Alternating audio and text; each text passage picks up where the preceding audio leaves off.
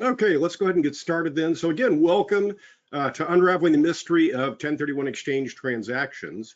My name is Bill Exeter. I'm the Chief Executive Officer for Exeter 1031 Exchange Services and Exeter Trust Company.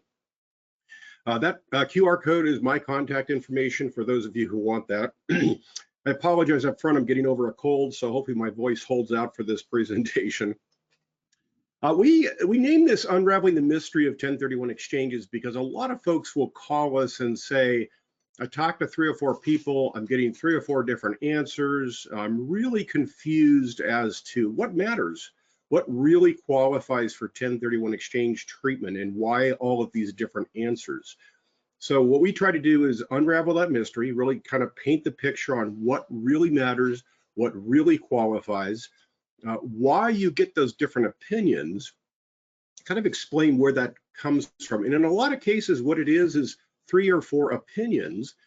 Doesn't mean they're wrong, they're just different opinions, and they're coming from different points of view. So as we get through certain slides, I'm going to point those out as to why you get those opinions and, again, what really matters so you can make a better decision for your investments. Having said that, let's take a couple minutes for those who have not worked with us before. I'll do a kind of an introduction to our company. The Exeter Group of Companies includes Exeter 1031 Exchange Services. Exeter 1031 is a qualified intermediary. People often refer to them as accommodators or facilitators. We are also an exchange accommodation title holder. So if we have to hold legal title to property as part of a reverse 1031 exchange or part of an improvement 1031 exchange, then we can hold legal title as part of that parking arrangement. We'll talk more about that in a little bit. We do all types of 1031 exchanges. We cover all 50 states. We handle the U.S. territories. The U.S. territories, which would still be considered part of the U.S., would be the Marianas Islands, U.S. Virgin Islands, and Guam. Interestingly, Puerto Rico is not considered like-kind property for 1031 exchange purposes. It's a different kind of U.S. territory. So Puerto Rico is considered foreign property when we're talking about 1031 exchanges. We're also one of the few qualified intermediaries that handles the 1031 exchange of foreign properties. So that's probably the first area we want to point out the confusion. You will see a lot of articles and pages on websites and things like that where it'll say you cannot exchange foreign property. And that's not correct. But what they're really trying to say is you cannot sell foreign property and exchange into U.S. property, and you cannot sell U.S. property and exchange into foreign property. That part's correct. But if you have, well, if you file a U.S. tax return, or if the sale of property in a foreign country will trigger a U.S. tax consequence, then you could do a 1031 exchange if that property is also some type of rental, investment, or business use. And it does have to be foreign property exchanged for other foreign property. So if it's a foreign property to a foreign property exchange, it does qualify. Of course, it will not defer the taxes in the foreign country. It will only defer the taxes here in the U.S. So really the deciding factor there is you'd have to compute what your U.S. tax consequence will be from the sale of the foreign property. Then you're going to likely get a foreign tax credit. So if you have to pay taxes in the foreign country, the U.S. usually gives you a foreign tax credit for what you've already paid in that country. And then if there's still a sizable U.S. tax consequence, then you probably want to do a 1031 exchange, assuming that you're going to reinvest in other foreign property that is also held for rental, investment, or business use. And so again, we handle all kinds of exchanges, all 50 states, all territories, and most foreign countries. We are one of the few qualified intermediaries that has any kind of government or regulatory oversight. And I'm going to drill down on that later. That's extremely important. Our industry does not have the capability or the body to license or regulate qualified intermediaries. There is no regulatory oversight. That's critical, but we'll dive deeper later. We've been doing business now as 1031 Exchange, Exeter 1031 Exchange for 20 years. So we've been doing it for a long time. Personally, this is my 41st year doing 1031 exchanges. We've seen a lot of exchanges over the years. We're more consultative in nature, so we could sit down with you, the advisors, and really walk through the issues, answer questions, look at strategies, structures, etc., and really kind of help you get through the process. 1031 exchanges are complicated. They shouldn't be, but they have become more complicated over the years, so kind of is what it is. So really, we work with you, your advisors, and our team to kind of navigate the waters of 1031 exchanges. I mentioned we were regulated, so we took a couple of years to go through the review and approval process to get licensed as a trust company. So our sister company, Exeter Trust Company, which is based in Cheyenne, Wyoming, it's licensed, regulated, and audited by the Wyoming Division of Banking. It has all the usual insurance coverage that you would expect from a bank. It also gave us the ability to roll out other products. So although it serves as trustee for the qualified trust account for 1031 exchanges, which we'll dive into more, we also rolled out self-directed IRAs, self-directed individual 401k plans, where you can invest in real estate related assets, real estate deeds of trust, mortgages, tax lien certificates, closely held entities, private corporations, private LLCs inside of the IRA. We act as trustee for title holding trusts. So if you want to acquire and hold real estate in a confidential manner, we can do that under the title holding trust, or most states refer to them as a land trust. We also offer specialty holding escrows. So after the close of a transaction, if there's, let's say, a cash holdback or a document holdback, source code, or things like that that have to be held by an escrow, and if your title company and your escrow company can't do it because of their regulatory oversight, we can take a look at that. And in many cases, we can help you solve your problem there. And we do kind of general custody accounts. So having said that, that's kind of the end of the infomercial, if you will. Let's dive right into the 1031 exchange. And I think most people know about the 1031 exchange in terms of what it is, but just for those in case we have any newbies, Section 1031 is part of the Internal Revenue Code. Section 1.1031 is the Treasury regulations. That's where the name comes up from, obviously, is 1031 exchange. It's a tax deferral strategy. Be careful. A lot of people call it tax-free. It's not tax-free typically. It can become tax-free. We'll talk more about that. But it's not designed to be a tax-free strategy. It's a tax deferral. So you can sell rental, investment, or business use property. At this point, only real estate qualifies, and defer your capital gain taxes, your depreciation recapture taxes, the net investment income tax, or people call it the Obamacare tax. All of that could be deferred through the 1031 exchange transaction. What I thought I'd do real quick is give some history on the 1031 exchange, because it's kind of a fun story. They date back to 1921, so we are now in the 103rd anniversary of 1031 exchanges, so they have a long track record. And you often hear people refer to them as a starker exchange. So if you work with anybody who's been around a long time, they'll refer to it as a starker exchange. This is why. Back in the 60s, a family by the name of Starker structured a number of different 1031 exchange transactions up in the Pacific Northwest. And what they effectively did is sold a lot of timberland to a corporation. Corporation is Crown Zellerbach Corporation, well known. And in return, what they got was a 5-year promise or contract that the Starker family would identify real estate they want to go and get, but Crown Zellerbach would go and get it for them, buy it, and then transfer that property to Starker. So effectively, it was a 5-year delayed exchange. Well, obviously, 5 years is past the statute of limitations. So that creates all sorts of issues. The IRS, of course, audited and disallowed their 1031 exchange, and they decided to take it to court, and they actually won. So the cases started in the 1960s, or I should say the transaction started in the early 60s, going through all the court proceedings. It wrapped up in the late 1970s. And effectively, except for 1 or 2 items, the Starker family won all of their points. So they set the stage for today's delayed 1031 exchange. So up until that point, every exchange was really concurrent. You had to sell all your relinquished properties and buy all your replacement properties and close on everything within 1 day, the same day. Obviously, that could be extremely challenging. So this set the precedent now where we have the delayed exchange, which we'll get more into as we go through the process. This is a little outdated, but I wanted to bring everyone up to speed because we still get a lot of questions on this. So the Tax Reform Act of 2017 didn't really impact the real estate 1031 exchange. They left it alone for the most part.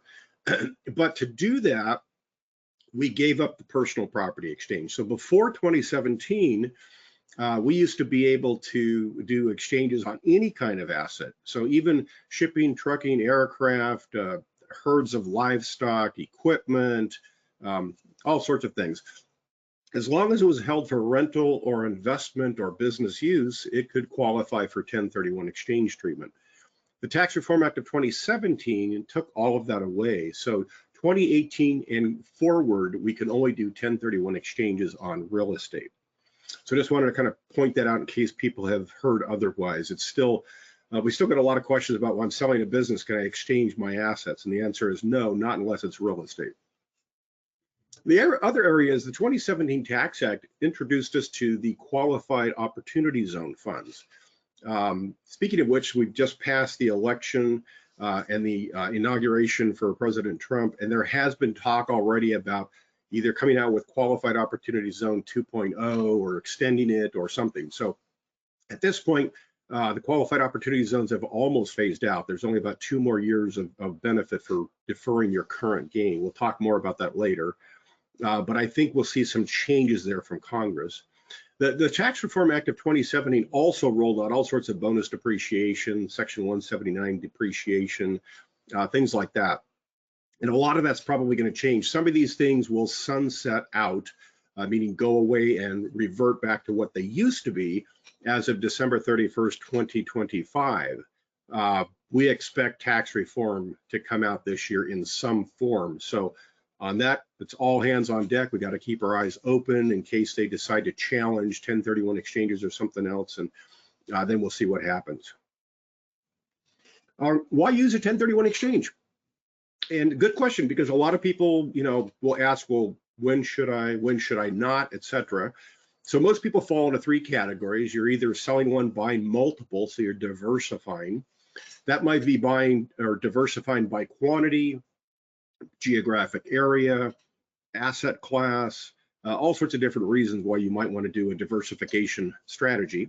You see a lot of folks who get tired of all the property management headaches, especially when they get into retirement. So they'll do a consolidation strategy where they exchange multiple properties into one or fewer that are easier to manage, etc.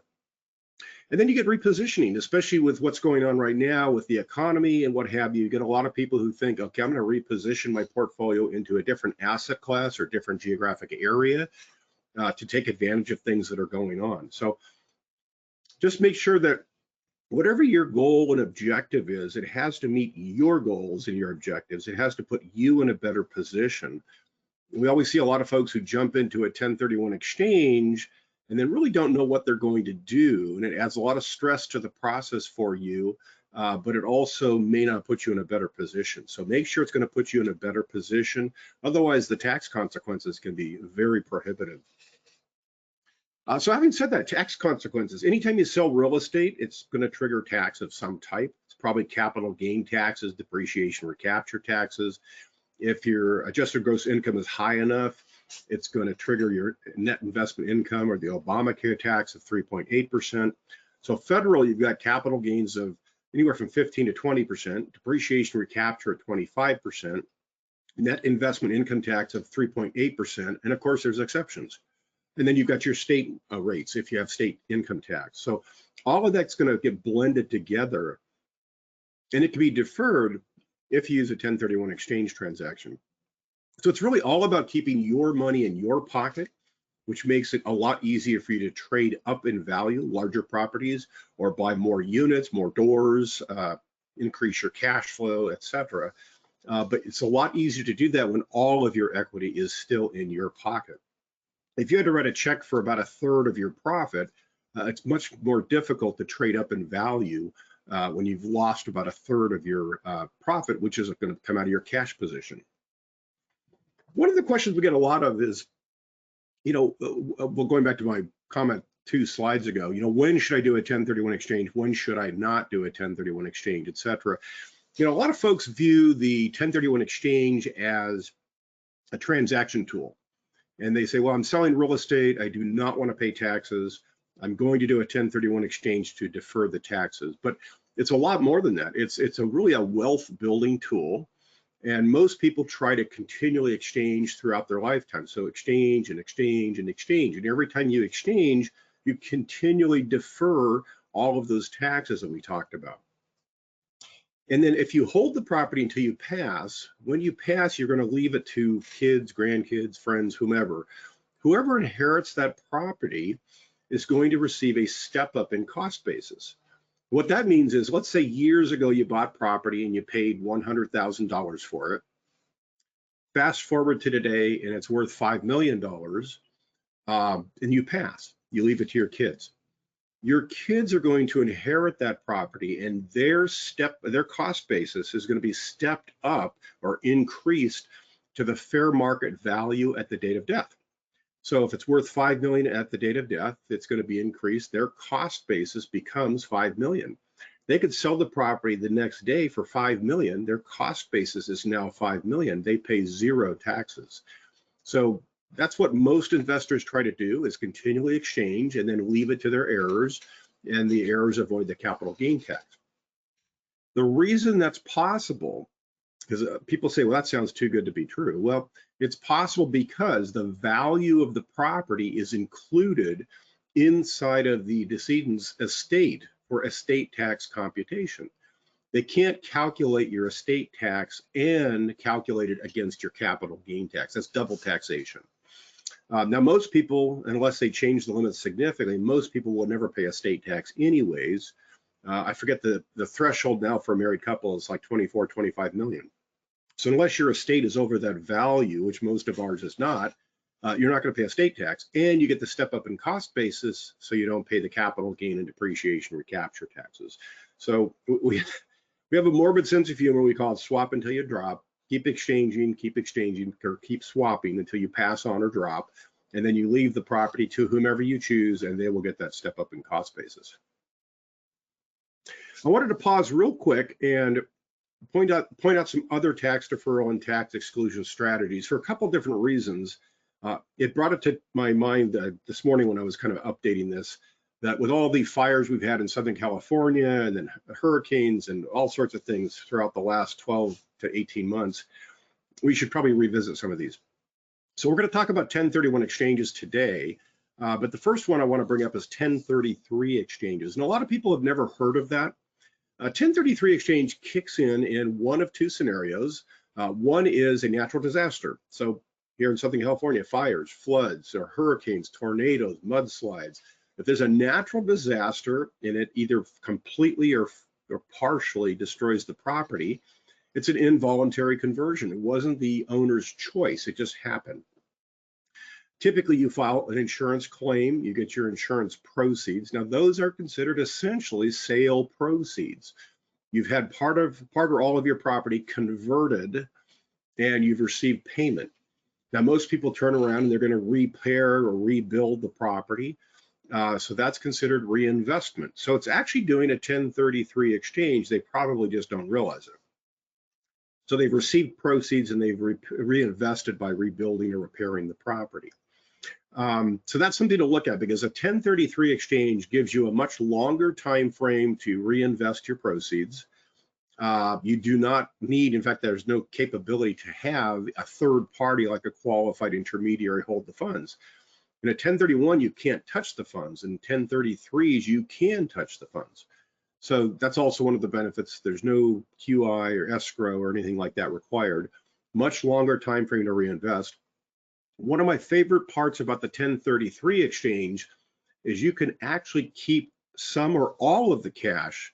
You don't have to reinvest the cash. With a 1031, you do. Any cash not invested is taxable. With a 1033, any funds not invested are not taxable. As long as you've traded equal or up in value and replaced the value of what was destroyed, you've satisfied the reinvestment requirement. If you could pull it off with 100% debt and keep all the cash in your pocket, it's still considered tax deferred. So really a great opportunity there even though you've been hit with a natural disaster, it kind of helps get out of this whole process. The other area that 1033 comes into play is eminent domain. So city, county, state, or federal government can come in and say, we need your property for the public good. Could be freeway access, educational institutions, all sorts of things where they can come in and say, we need your property. So they tell you what it's worth, they take your property, they give you a check. That also is an involuntary conversion, wasn't your choice, didn't want to have it happen, but they did. So you could do a 1033 exchange and then reinvest. Now there's pros and cons with both. So a 1033's longer time frame, no qualified intermediary, but the definition of like kind, depending on the situation, is narrower. Some are very narrow, so it's same use, same type of property, so similar or related in service or use. With eminent domain, it's a lot closer to a 1031 exchange, so it's pretty broad, but you have to be careful. It's not as broad as a 1031 exchange. So the other area to keep in mind there, if you're selling property to a government agency and that agency has eminent domain authority, you can ask them to threaten you. And I know it's most people think that's strange, but this may be one of those chances or times where you really want the government to threaten you. In this case, you can just say, look, can you build this in the contract? And what they would say is, we're buying the property from you. If you fail to sell, you fail to close, we are going to take your property. It can't be wishy-washy. It has to be an actual threat. If the contract's already done, they could put it in a letterhead and say, just to let you know, if you fail to close on the sale of this property, we're going to take it through eminent domain. And even if they don't actually do the eminent domain, the fact that they've threatened you with it will qualify. Let's see. 1034s, I'm going to go real quick. 1034 is the old rollover provision from your primary residence.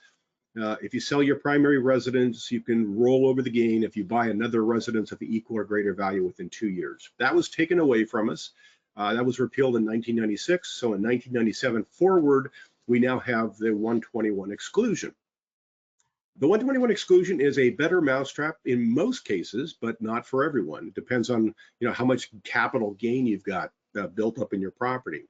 So with the 121 exclusion, if you can say that you've lived in your property and owned the property for 2 out of the last 5 years, then you qualify for tax-free treatment of $250,000 in gain per person. Married couple gets $500,000 in tax-free gain. So great mousetrap, but if your gain is significantly over $500,000 or $250,000 if you're single, then everything above that tax-free amount is going to be taxable. There are ways to address that with a 1031 exchange. We'll cover that later in the program. And I'm going to push the rest of these off, I think, because we're going to be talking about them as we go through the plan. Okay, there's really 3 primary structures with a 1031 exchange transaction. There's a forward 1031 exchange. In our world, about 97% of our clients do forward 1031 exchanges. And a forward exchange means they are selling their relinquished property first, and they're reinvesting and buying their replacement property second. So sell and then buy. They're much simpler, much less expensive. That's why everybody does them. The risk with those is you are selling first, you trigger your taxable gain once you close on the sale, and then it's all about identifying replacement property and a closing on the purchase of that replacement property within the deadlines, which we'll talk about. If you can't either identify or acquire the property during those deadlines, it becomes a taxable sale, and there's no way to go back and undo that. The second strategy is a reverse 1031 exchange, which is the opposite. You can go out and spend all the time you want to find the right replacement property for you. Buy first, you can actually close on the purchase, and then you sell your existing property. So it's buy first, sell later. Sounds great. It takes a lot of the risk out of the 1031 exchange because you actually have your new property locked up. You've closed on the purchase, but they're more complicated. There's more costs involved. In a pure reverse exchange, the IRS would allow the investor to acquire and hold title to both properties. So you buy the new property, take title to it, you own both the relinquished and the replacement property at the same time. And then at some point you'd sell your current property. They don't allow that. That's a pure reverse exchange, which has never existed. And they've rolled out something called a parking arrangement. And that's why it gets more complicated. So typically the property you're buying, your replacement property, is going to be acquired and held or quote unquote parked with a qualified intermediary. And that's our job.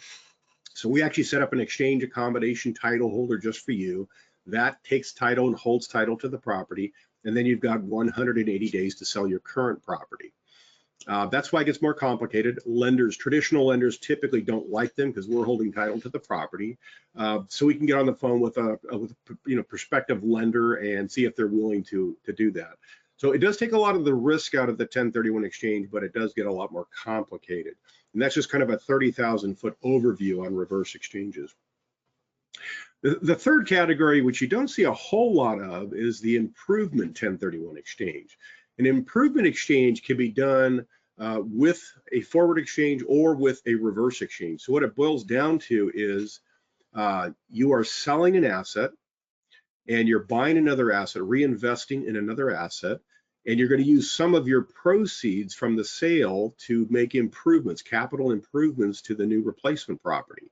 So again, the same thing as a reverse exchange. We set up an LLC, we acquire and hold or park legal title to that replacement property, and then you've got the rest of your 180-day time period to make capital improvements to the property. The tough part is you've got 180 calendar days, that's 6 months approximately, and to get permits in 6 months sometimes can be a chore. So it can be done, difficult, but it's just an option we wanted to throw out there for you.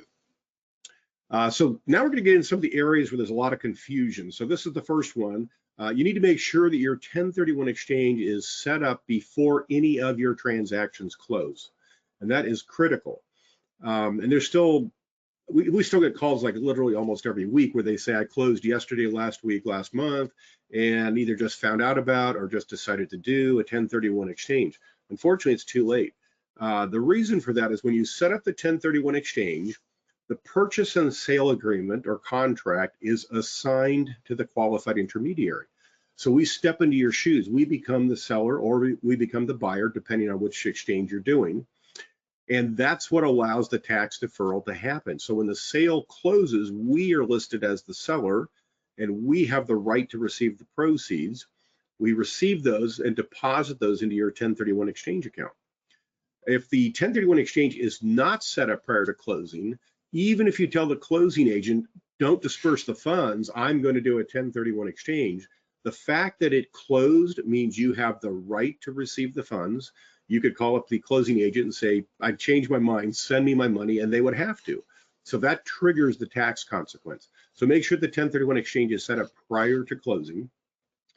The qualified intermediary really does three things. They're going to draft the documents to structure the 1031 exchange transaction. They're going to hold the net proceeds in a forward exchange until you're ready to purchase your replacement property, or they're going to hold legal title to the replacement property, usually, if you're going to do a reverse 1031 exchange. And I think one of the most important things is you need to be able to call your qualified intermediary and bounce ideas off of them, ask questions, discuss strategies and structures and things like that. Because 1031s are complicated and you just need somebody you can brainstorm with. I mentioned safeguarding, or actually the fact that we're regulated, but it all falls under safeguarding clients' 1031 exchange funds. Again, our industry has no licensing capabilities. There's no regulatory body. There's no oversight of any kind. So that's where the risk comes in. Qualified intermediaries hold a lot of money for a lot of clients. And all it takes is one of them to disappear with the money, and it's scary. I've been doing this for 41 years. I've seen a number of them fail. In most cases, the failure would have been prevented had there been regulatory oversight. So my number one recommendation, you always work with a qualified intermediary that has regulatory oversight. You don't want to see any of them go south with your funds. Number two, everybody's human. Mistakes are going to happen. So you want to make sure that they've got the appropriate levels of insurance. So there's fidelity bond coverage, which is crime insurance. If any of the team members of the QI misappropriate the funds, steal the funds, whatever it might be, you want to make sure they're covered with a fidelity bond. Number two, they're human, they're going to make errors. So you want to make sure they have errors and emissions insurance that covers you in the event that they make they goof, they screw up, and it causes some kind of a loss for you. So you want to make sure that there's that coverage in place. We also have a financial institution blanket bond policy because we're a trust company. We're licensed by the Division of Banking. So that's critical. And the third one is, we don't have time to go into a lot of details, but for those who want to research it, there was a Land America exchange. For those who've been around long enough, it was Land America title, Land America escrow, Land America 1031 exchange. So one of the top 5 in terms of title insurance and escrow companies. They would literally tell people we are too big to fail, and they failed. And the reason for that is a couple of things, long story, but they invested in auction rate securities. Those are not bad investments. They're just not right. They're not prudent for 1031 exchange funds. When the 08 recession hit, less business came in, things slowed down. They had to start using incoming money to pay the outgoing money because they couldn't liquidate those auction rate securities. It froze during the 08 recession. And at some point then, they started getting worse. The number of incoming funds even dropped further, so they had to use corporate funds to pay out. And eventually they ran out of corporate funds, so they ended up in bankruptcy. Long story, but the bankruptcy court ordered or ruled that the funds were corporate funds, not client trust funds, because they were held in the name of the qualified intermediary.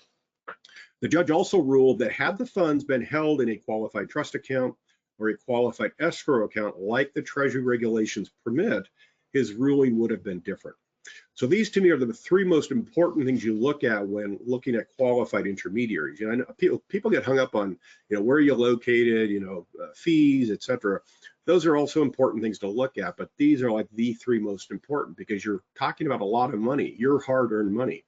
So number 1, make sure that they have regulatory oversight, make sure they have all the bonding, make sure they use qualified trust accounts. This one is for real estate agents because we've got a bunch of real estate agents on the call with us today as well. What we're seeing is a lot of folks who go through a sale of real estate and nobody mentions a 1031 exchange, and they are going to reinvest, and then at the back end they go, well, wait a minute, why didn't anybody tell me? Now I have to pay taxes. So if you're a real estate agent and you're working with investors who are either selling or buying investment property, rental, investment, or business use property, make sure you send them an email and say, hey, have you talked to anyone, your tax advisor, your legal advisor, or even a qualified intermediary about doing a 1031 exchange transaction? That'll be a huge value add for them because somebody actually mentioned it. And number 1. Number 2, it eliminates a lot of the frustration at the back end when they actually find out they have to pay taxes and it's a surprise. Okay, this is probably the most important slide in the deck, qualifying use property. This is also where there's the most confusion, and the confusion all stems around opinions.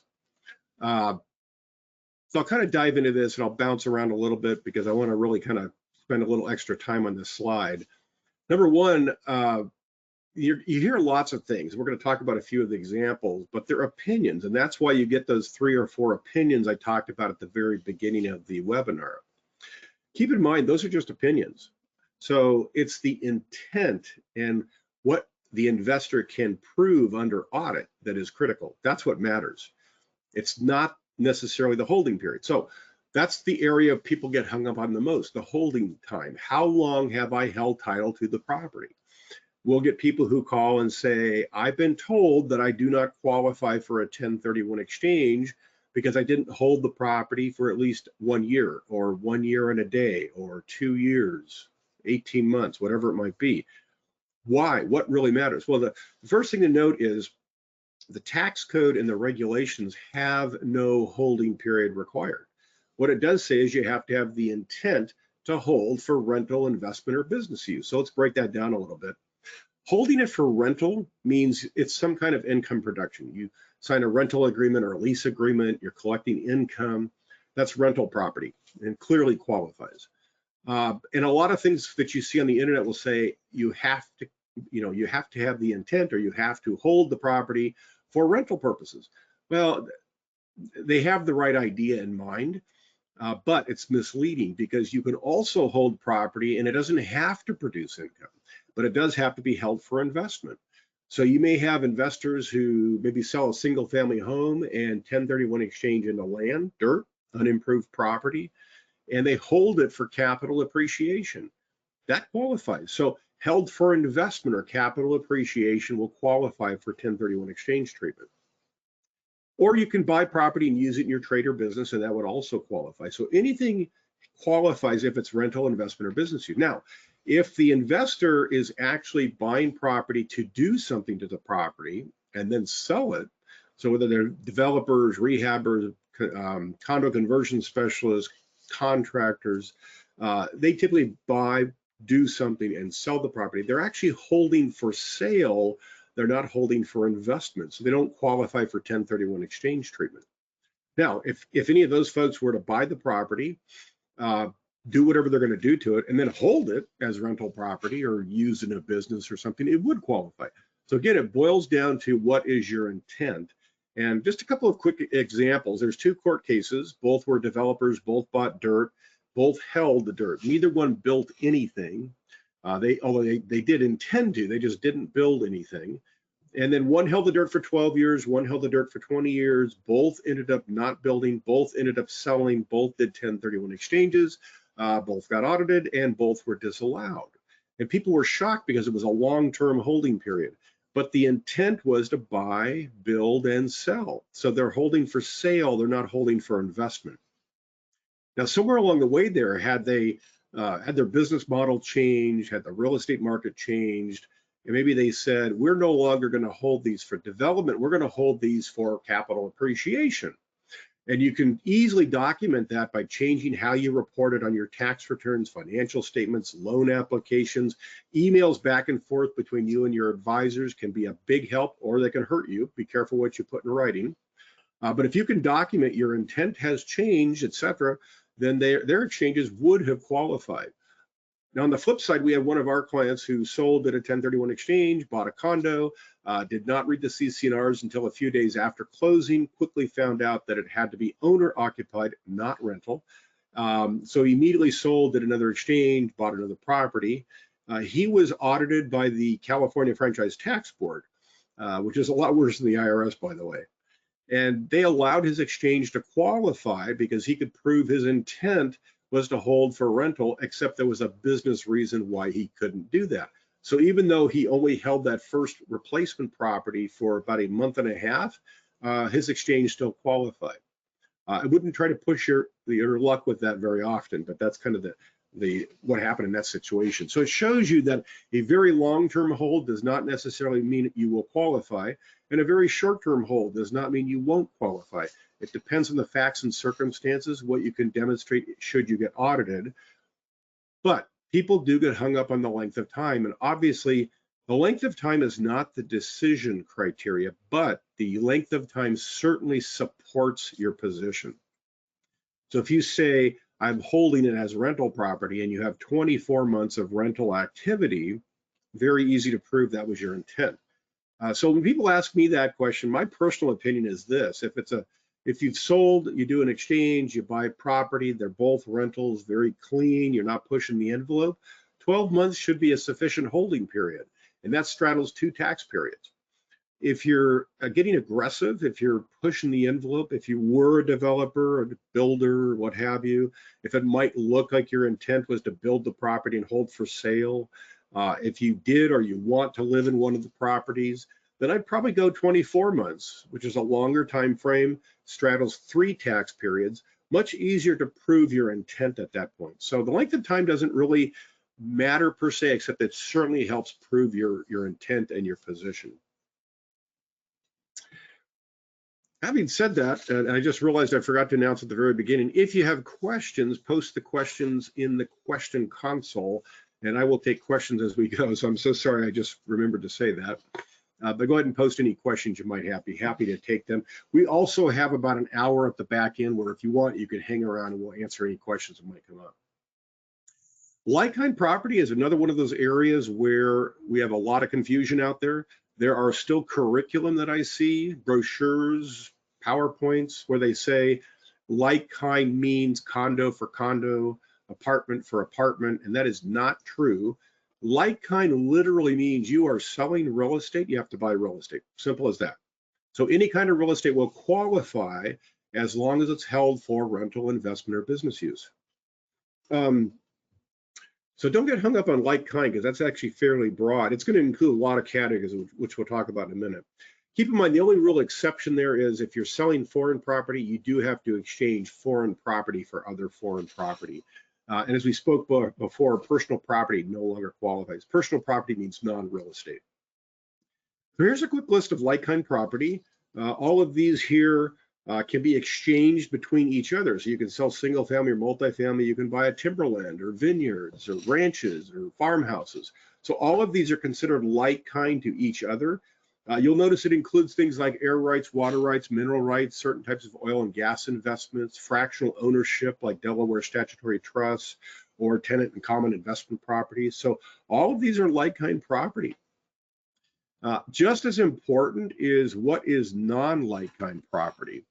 So the non-like-kind property, anything that's used for personal use is not going to qualify. Primary residences, second homes, vacation properties, anything with excessive personal use, but you can always change your usage. So we're going to talk a little more in a minute about how to do some of this, but if you just stop personal use, convert it to rental or investment or business use, season it long enough to prove that was your intent and report it as such, then you can obviously do exchanges on that.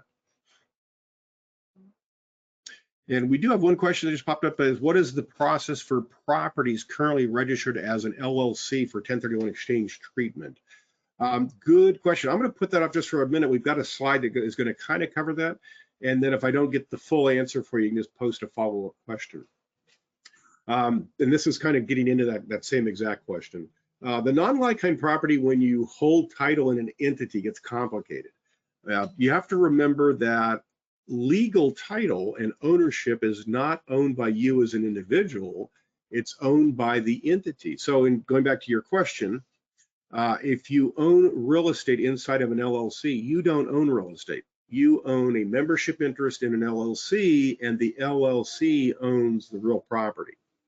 So what we have to do, and I'm probably jumping ahead here, I can't remember if I have a slide on this or not.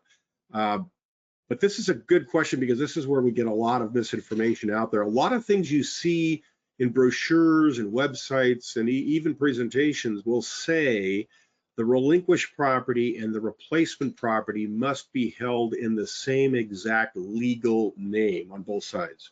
And that is not true. What they're really, they have the right idea, but it's not true the way they say that.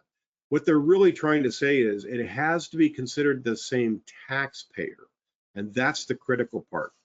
So for example, partnership interest, you don't own real estate. You own a partnership interest, and the partnership as an entity owns the real property.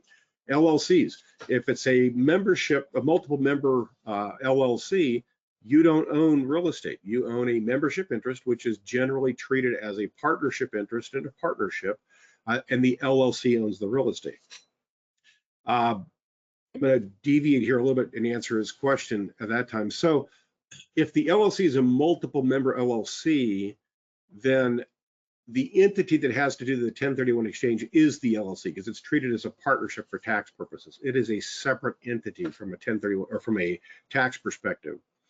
If it's a single member LLC and what we call a disregarded entity, that's the key. It has to be disregarded for tax purposes. Disregarded means you do not file a federal tax return. Then in that case, it's actually treated as if the real estate is owned by the underlying single member. So then it would qualify for, and there'll be some flexibility there. But if it's a multiple member LLC, then it's a lot more difficult. And the chance of the challenges there, we'll talk about in a minute, is the breakup.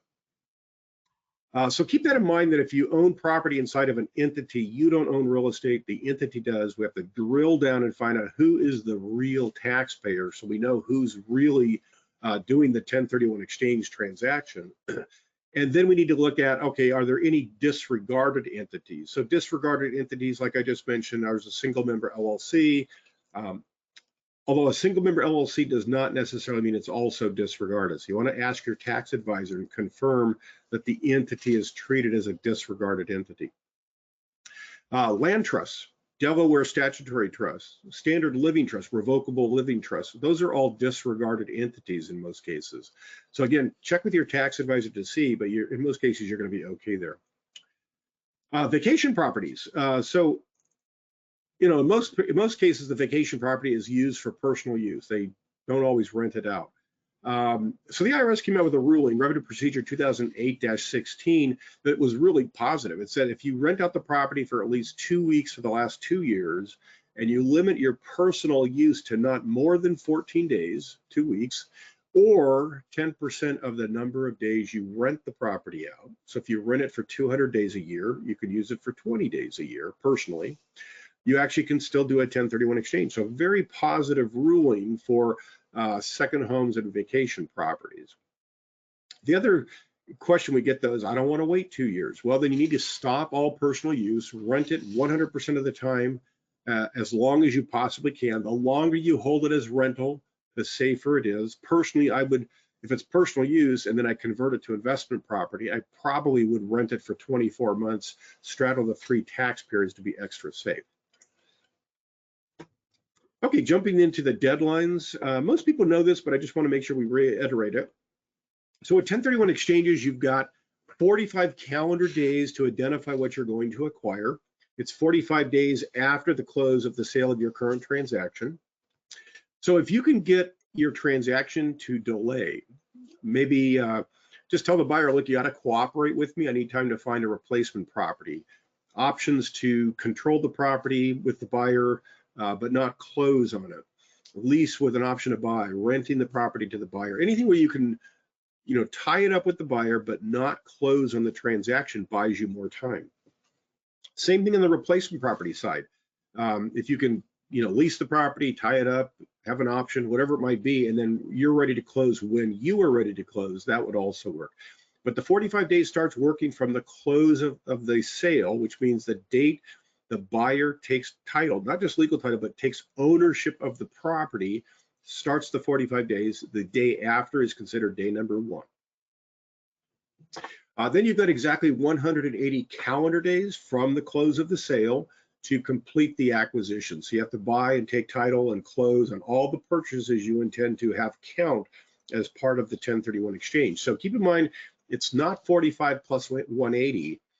It's 45 days plus an additional 135 days after the 45-day period to complete the 1031 exchange for a total of 180 days.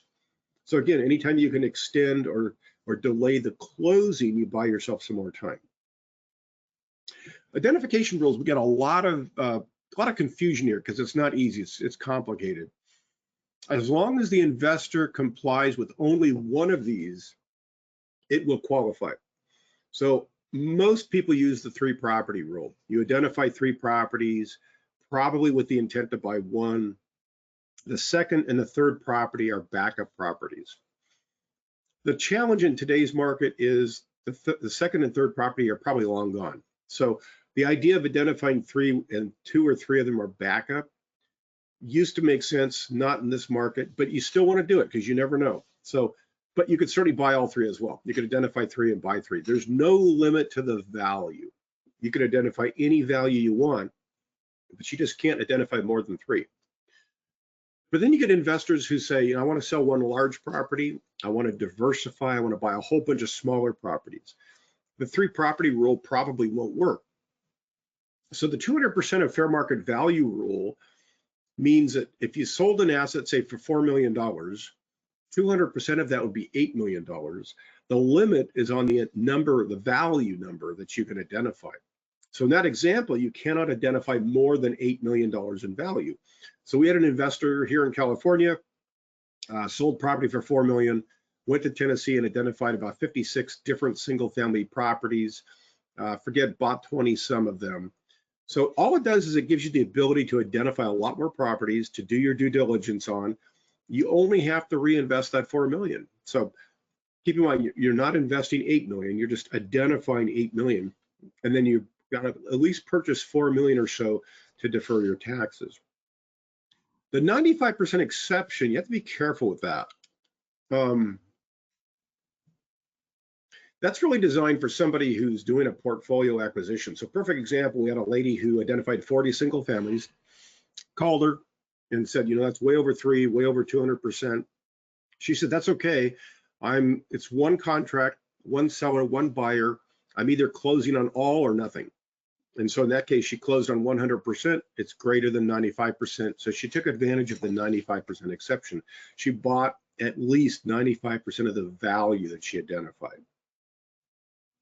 The ID has to be very specific. So you can't say the condo complex on Main and 4th. It has to be a unit number, an APN number, a specific address. So it cannot be ambiguous. And make sure you identify to the qualified intermediary. I know there's a lot of people who say you can identify to somebody else, but the regs really say you have to identify to a party involved. Well, for sure, a party involved is a party to the exchange agreement. The only two parties is taxpayer, qualified intermediary. So I'd be very safe and identify to the QI.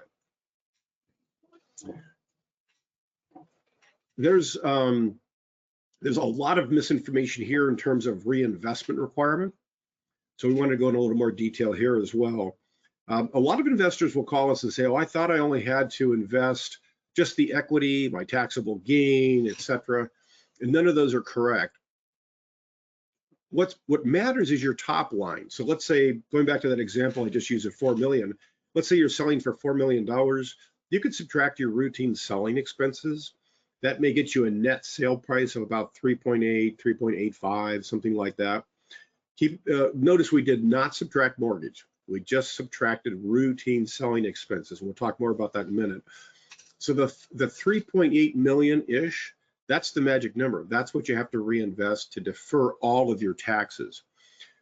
So you want to make sure whatever you buy, whether it's one or more properties, the total purchase price is equal or greater than about 3.8 in that example. All of your equity needs to be reinvested in the property. So anything that comes out of the sale has to be reinvested. If you pull any cash out, it will be taxable. And then in most cases, people have debt. So generally, you're going to buy property, you're going to reinvest your equity, and the difference between the purchase price and the equity that you've reinvested will be the right amount of debt that you need to replace in the property. You can replace debt with out-of-pocket cash. So a lot of times you'll see things on the internet where it says you have to trade equal or up in value, you have to replace your debt, and you have to reinvest your equity. That's true because most people do that. Most people want to defer all their taxes, but you could replace debt with cash, so you don't have to replace your debt with other debt. And that kind of leads me right into the next slide, which is partial 1031 exchanges. So like I said, people say you have to do this, this, and this. Well, that's because they assume you want to defer all your taxes. But one of the first things you always want to do is sit down and talk to your tax advisor. You need to find out what is your taxable gain and the different categories. But then you need to look at your tax return and ask the question, do you have anything that can carry forward and offset your gain? Net operating loss carry forward, suspended passive activity losses, anything that might offset part or all of your gain, and that helps decide whether you should or should not do a 1031 exchange transaction. But trading down in value does not hurt the 1031 exchange.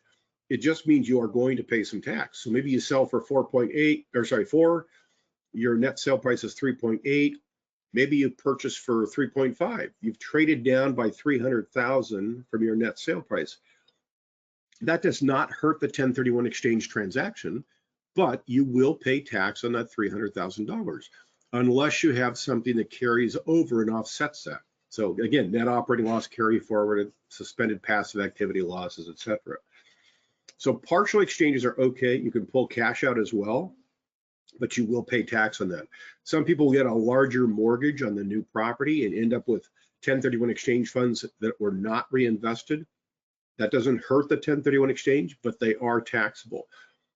They do not prorate your cost basis, so you can't use your cost basis to offset that. If you pull cash out or you trade down in value, it is taxable unless you have something else on your tax return that would offset that. And this kind of goes into the permissible selling expenses I mentioned. So when you sell property, you close on the property, you really have three buckets. You've got your operating expenses, your lending or financing costs, and your selling expenses or your purchase expenses. The selling expenses are permissible. You can use net funds, 1031 exchange funds, to pay for routine selling expenses. If you use net proceeds to pay for any lender-related items, interest expense, demand statement fees, points, appraisals, things like that, those are non-permissible. That means you can certainly pay them out of proceeds, but you've used proceeds to buy or pay for something other than replacement property. So those will be considered taxable. The third area is operating expenses, prorated rents, prorated property taxes, HOA fees, things like that. Those are monthly or annual operating expenses. You can pay them through closing, but they're non-permissible, so it will trigger a tax consequence. I would say 80–90% of the clients just pay it through closing. You're going to pay a little tax, but it's not a problem. It doesn't hurt the exchange, it just means you're going to pay a little tax. Or before closing, you could add up all of those debits that are non-permissible and then put out-of-pocket funds into closing to cover those non-permissibles. Then they're not taxable because you paid them out of pocket. So here's a quick example of all the different permissible expenses. Commissions, owners, title insurance premiums, escrow agent settlement fees, closing attorney fees, broker commission, QI fees. All of these are considered permissible closing expenses or selling expenses and can be paid with net proceeds without incurring any kind of tax liability. This is a quick list of all those that are non-permissible, so all the lender or financing related costs and charges, all the insurance premiums, things like that. Security deposits is a big one. If you use net proceeds from the sale of your property to pay the security deposits you're holding to the buyer, you have used net proceeds other than buying replacement property. That's taxable. So things like that, you really need to sit down with either your qualified intermediary or your tax advisor prior to closing, figure out what you've got on your estimated settlement statement, and decide what you want to do about those various items.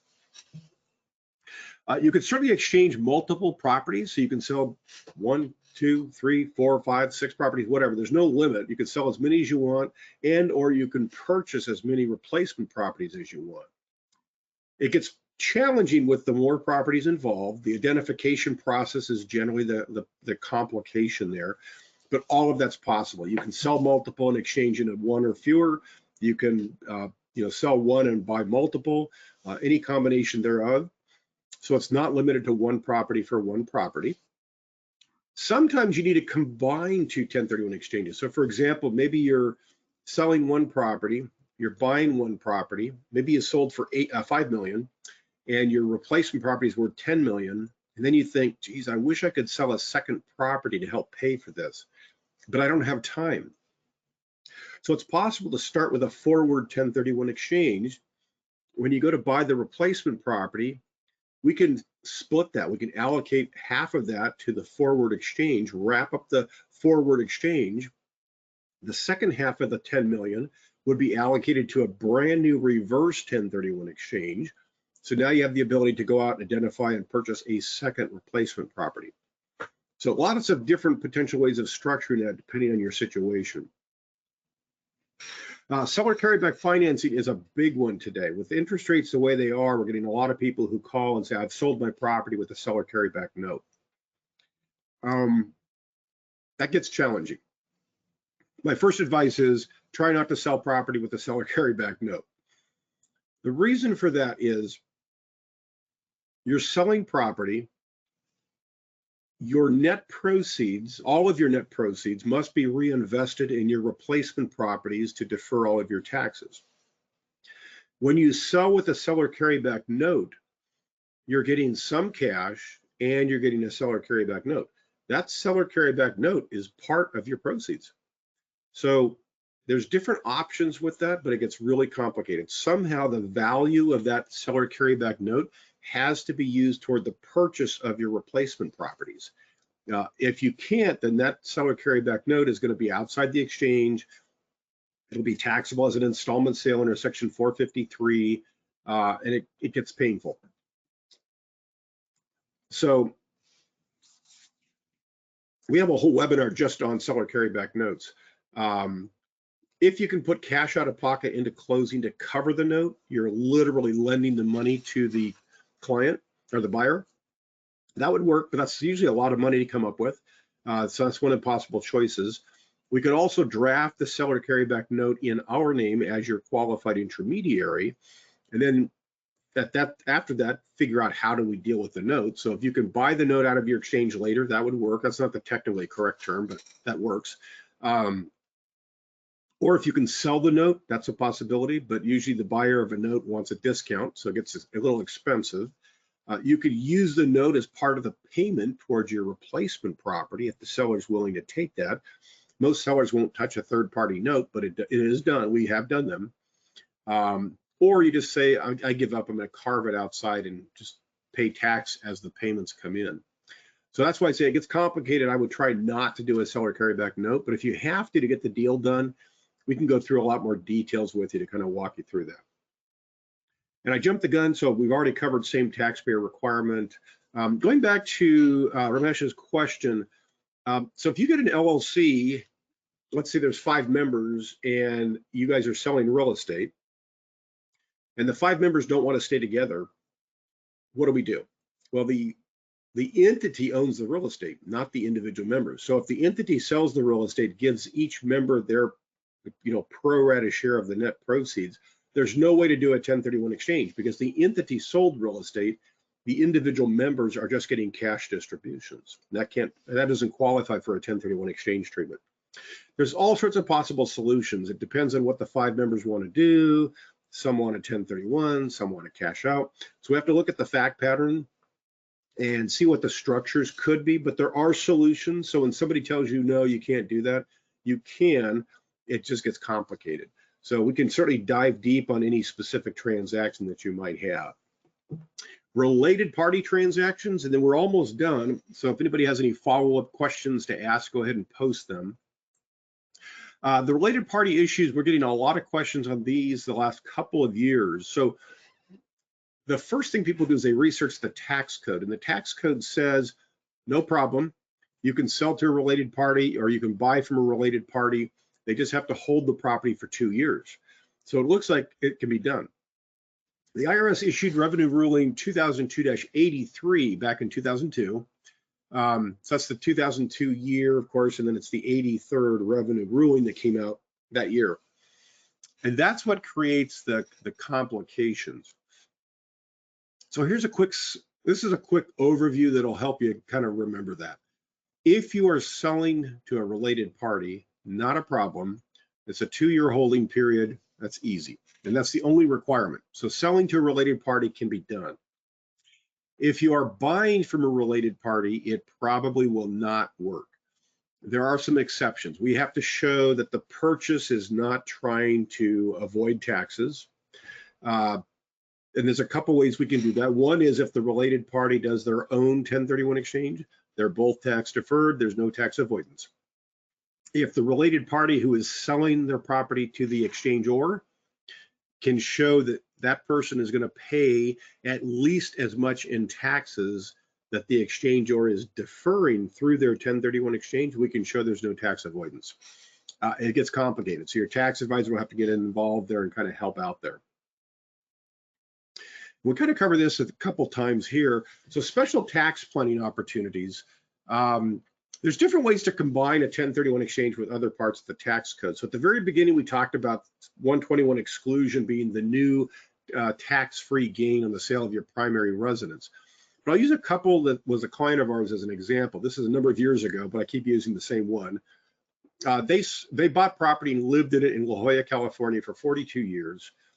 They wanted to move back east with their family or having health issues, etc. And in their case, their capital gain was $8 million after 42 years. So they kept telling people, we can't do it, we can't do it. We're going to get hit and killed on taxes. Except the IRS came out with a ruling that allows you to move out of the property, convert it to investment property, and then after you've held it as investment property for a long enough time to demonstrate your intent to change, that you sell the property. And if you can still say that you've lived in it for 2 out of the last 5 years, you get $500,000 tax-free. under the 121 exclusion. But now you can also say you've rented it for 2 years. So we recommended 2 years because it straddles 3 tax periods. So you also qualify for a 1031 exchange. So in their case, we said move out, go back east with your family, rent it for 2 years. That straddles 3 tax periods. Then you've got 1 more year where you can still qualify for the $500,000 tax-free exclusion, sell the property, and at that point you qualify for both. So they got $500,000 tax-free as a married couple. They did a 1031 exchange on the balance and saved a ton in taxes. So that kind of gives you a quick overview there.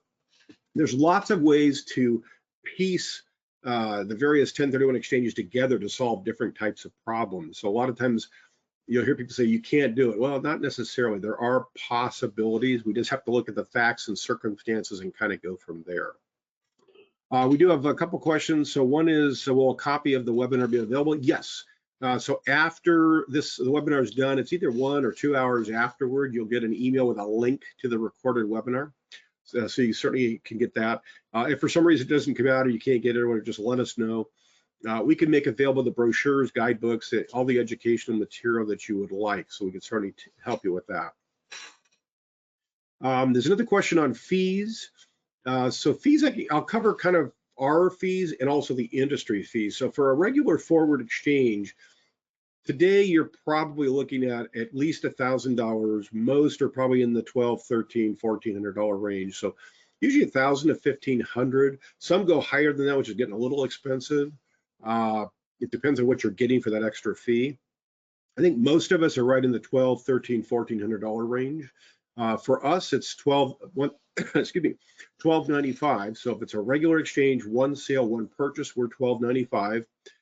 If there's additional properties, the first purchase is included in the $1,295. Each additional purchase would be $300 extra to process.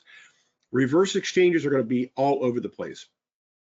We've seen them. You get some that are really low. Be very careful. They're taking shortcuts.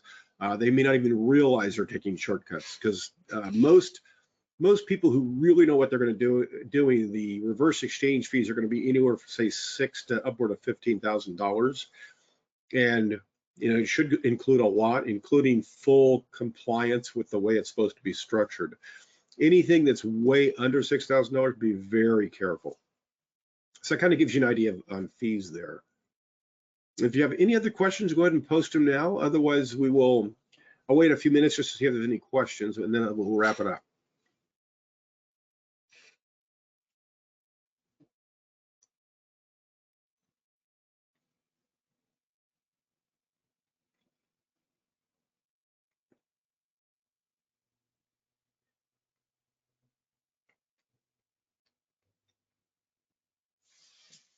Okay, doesn't look like there's any more questions, so we'll go ahead and call it a wrap. Thank you so much, everybody, for joining us today. We really much appreciate that.